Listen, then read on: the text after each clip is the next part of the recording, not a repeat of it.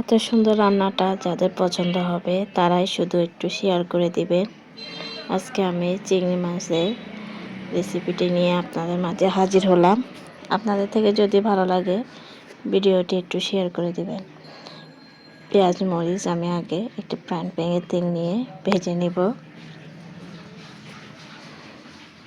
তারপরে অনেকক্ষণ ভাজার পরে যখন একটু লাল লাল হয়ে আসবে তখন আমি একে একে সবগুলো উপাদান দিয়ে নিব।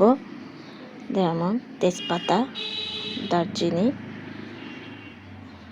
এগুলো দিয়ে আমি কিছুক্ষণ নেড়ে নিব। তারপরে আমি আদা পেস্টটা দিয়ে দিব। আদা রসুনের পেস্ট একসাথে আছে, নারকেল বাদামের পেস্টটাও দিয়ে দিলাম। হলুদ গুঁড়া,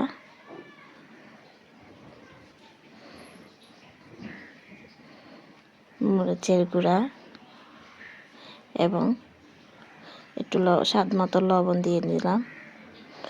একটু নেড়ে চেড়ে তারপরে আমি এগুলাকে একটু হালকা করে তেলে আর একটু ভেজে নিয়ে পরিমাণ মতো আমি এখানে একটু পানি দিয়ে দিব। দেখুন কিছুটা কালার আসলো। এখন আমি একটু পানি দিয়ে দিলাম পরিমাণ মতো।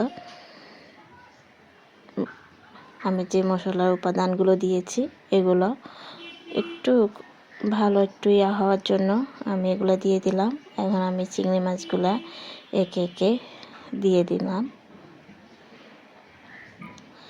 একটু উল্টিয়ে দিব।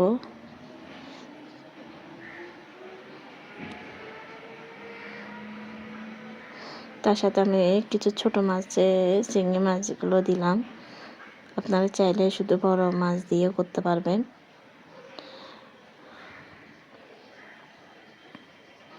আবার কিছুক্ষণ পর আমি এগুলো উল্টে দিলাম।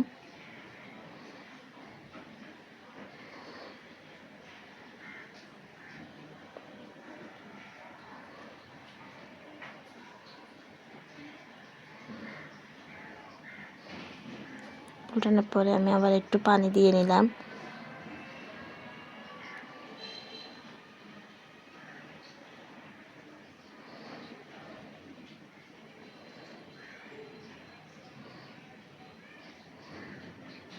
অনেকক্ষণ আমি এগুলো একটু নেড়ে চেড়ে ফ্রাইং প্যানে ঢাকনিটা দিয়ে দিয়েছিলাম। এখন আমি আবার এটাকে একটু নেড়ে দিব। দেখুন কি সুন্দর একটি কালার আসছে। রান্নাটা শেষ করলাম। যদি ভিডিওটি ভালো লাগে